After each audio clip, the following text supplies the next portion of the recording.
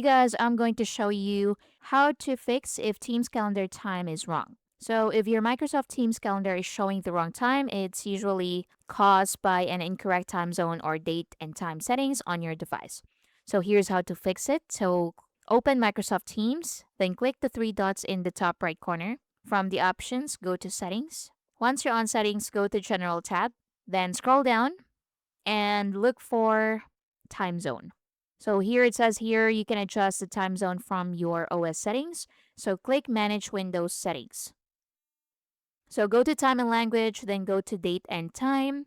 Then turn on Set Time Automatically, or you can turn this off and manually select the correct time zone. So click this drop down right here and choose the correct time zone. If the time is still incorrect, click Sync Now to update your clock.